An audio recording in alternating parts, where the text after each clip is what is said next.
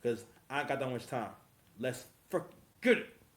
What we got? All right, so here we go again. No, hey, I did. I tapped him. He's his manager. Part 100 of the Black Man's the Prize. So what's going on right here is Casanat, who was always showing his inexperience with the world, and I was having a conversation earlier about, and you know what? I think Angry Man made this original point about how someone like Casanat hasn't actually done anything in the real world and made a name for himself or competed on a real level in the real world, right? And on top of that, you're still in your 20s. Who you are as a man, like maturity wise, your thinking, your intellect, stuff like that. Because mostly, because that's when your experience. Because again, you can be as smart as you want to be, but if you don't have the experience, because it's the experience that tells you what to do. It's the experience that gives you the confidence. It's the experience that tells you how to handle that shit. Now, if Cosmonaut was 42, he would handle this totally different. He handled this shit with fear, with a slave mindset. You know what I'm saying? Because again, most you FBA niggas, y'all got a slave mindset. You still think like property, and meaning that in your mind, what's correct is based off of what my mama think, what my sister think, and what the women in my community think. And I'm not saying that what they have to say doesn't matter, but black men are governed by that shit. Okay, so this is a double triple whammy. He's on camera with another female who's obviously interested in him, right? And he's also in a relationship, and also she happens to be white. So it's mad dynamics going on at one time. So, and again, on this channel, we ain't never saying that one is better than the other, but judging by the numbers and what's been going on with the goings ons, even though Becky be tripping and calling the cops, you are still probably safer with, with a Becky, you know what I'm saying, than Keisha. And I'm going to show y'all what I mean in a moment. All right. Check this shit out real quick. Summer Joy. It's like an indie singer. Summers or Summer Joy? Summer Joy. Look her up. Okay, I'm gonna look it up. All right, Summer. It's me. Oh, you're Summer? Oh, Gigi?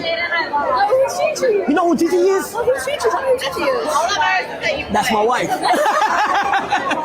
I know how to Excuse me. Okay. Actually. No, hey, I did. I tapped him. He's his manager, right? No. Summer Joy. It's like an indie singer. Summers or Summer Joy? Summer Joy. Look her up. Okay, I'm gonna look it up. All right, Summer. It's me. Oh, you're Summer? Oh, you know Gigi? Oh, who's Gigi? You know who Gigi is? Oh, who's Gigi? Tell me who Gigi is. All of ours that you That's my wife. I know how to. Which is a classic move for a young simping ass nigga. First and foremost, the way that these girls be talking, they be talking that that whole if you don't got a ring on your finger, you're not married, or you're not really his girl until basically he purchases you. And to a certain degree, men do purchase women because you got to pay for her on every single fucking accord. Just keep it a stack. You understand? I've been watching a lot of CGA. Coach Greg Adams. That is my new goat. I mean I knew always liked Coach Greg Adams, but I never really watched an entire show. And it's interesting how that happens because it wasn't like I wasn't aware of him and everything, but that is definitely my kind of Negro. All right. And that just shows that everything has a certain kind of timing. But anywho, first and foremost, he's not married at all. You're not married at all. And it lets me know that you don't understand a relationship at all. First of all, he ain't been with that girl. He been with that girl for less than a year. But you gotta realize when these ninjas get some money, right?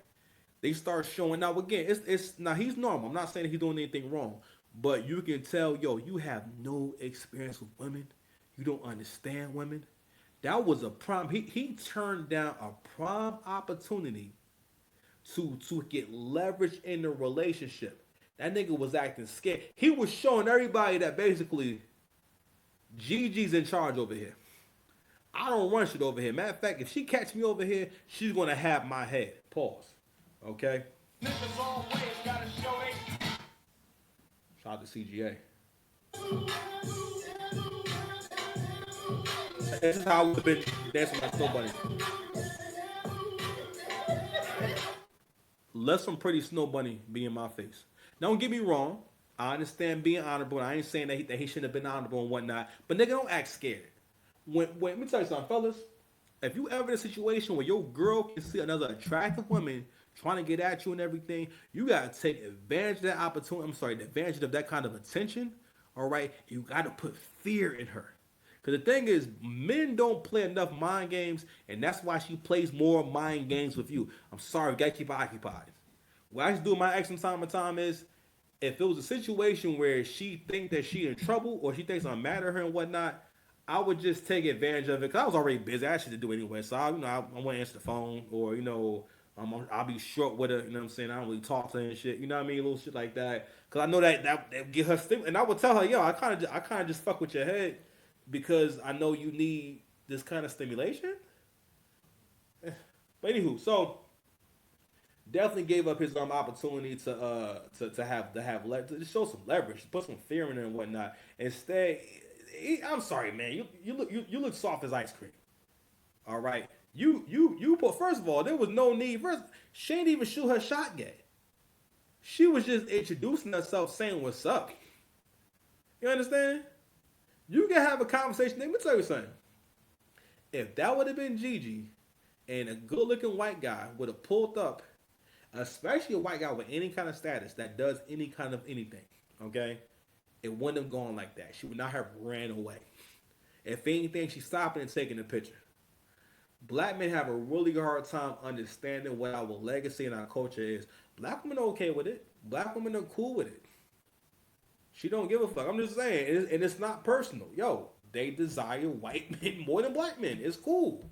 Not a big deal. Women want to go with who has the highest status. If you have FBA blood, it really doesn't matter where you're from. It's all over the world. So this is a global thing where black women obsess over white men, and it's because of status.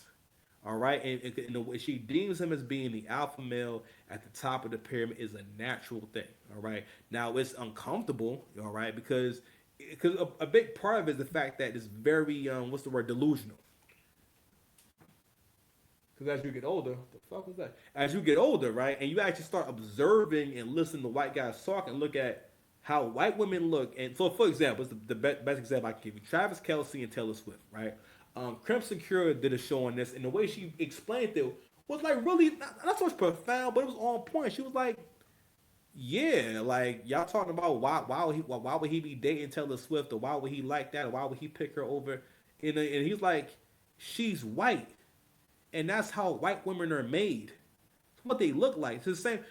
The white man feel the same way about a black woman that's dark skin with a big old booty. Not that he thinks she's unattractive necessarily, but that's not what white men are attracted to. Yes, I think some white. My theory is when people go towards a physical type that's kind of out of the ordinary, a lot of that has to do with you gaining a taste for that kind of woman. Because usually white guys who like black girls in that way, a lot of times it's because of the attention they got. And I'm saying because it was different from the attention they would get from a white woman. Because again, you're always going to see bottom shelf brads and straight regular, mid brads with attractive women from other races. It's always going to happen.